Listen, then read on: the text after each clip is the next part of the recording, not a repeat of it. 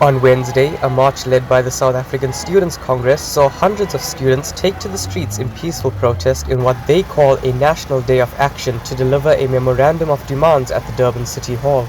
Students across South Africa said they are faced with poor living conditions and unfavorable learning environments due to government's lack of policy implementation. Tabloid, the provincial convener of Sasco in KwaZulu-Natal, is calling for government to step up and hold those responsible for policy implementation accountable. We are marching across all 9 provinces. Other provinces are going to Union Building and the Parliament. But here in Durban, we are going to Durban City Hall, where the office of the Premier will come and collect our memorandum, and the Department of Higher Education, the regional, will come there and collect the memorandum. But our strike and our march today is based on the TVET sect. We are saying we're positioning TVET sect as an institution of choice. You'll remember that TVET in this country, they have a very poor infrastructure. It's deteriorating. They are underfunded. During the lockdown, when we did visit, this is a product of our visit during the lockdown. When we found out that in TVET sector, they have received PPEs. They were using improper PPEs. They were short. They didn't have enough sanitizer. Students were infected due to the fact that institutions, TVET in particular, could not afford to purchase enough masks. They were using the same masks without changing them, short of sanitizers. Classes are deteriorating.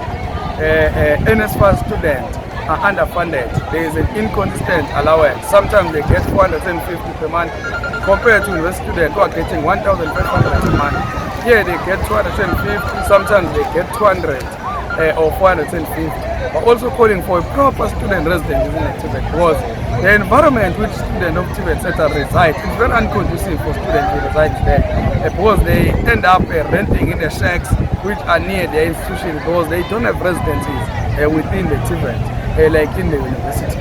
That is amongst many things that we are striking. Those are the key points that we have today while we are positioning the TVET sector as an institution of choice. Do you think more needs to be done by the government?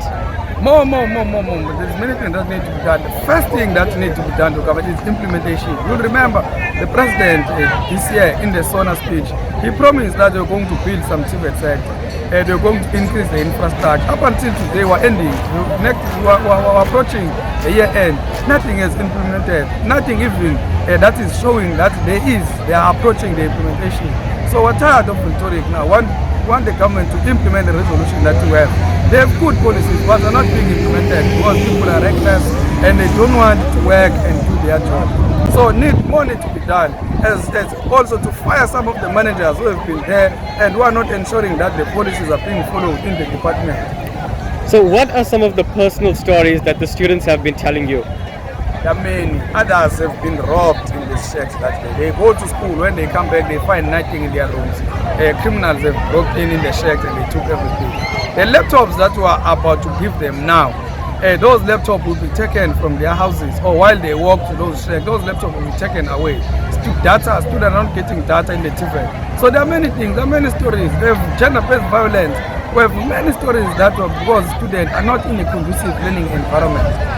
Noluthandu Dlamini, a student at the University of KwaZulu-Natal, joined the march to plead to government to hold the technical and vocational education and training sector in higher esteem. I'm a former regional chairperson of Nkungundogu and Sasco. There in Nkungundogu we have about 4 TVET sectors, and when I went there they have a problem with the NSFAS, which doesn't come straight to them. They do not have meal allowances. There they do not have residences where they stay in, so they have to do PAs, which are private accommodations, which are not safe for students. Native classes, they have classes until 8 at night. They do not have transport to transport them back. So it's all of those things. And their outdated infrastructure and also their curriculum is very much outdated. Lloyd Govinsamy for Tabloid TV News in Durban.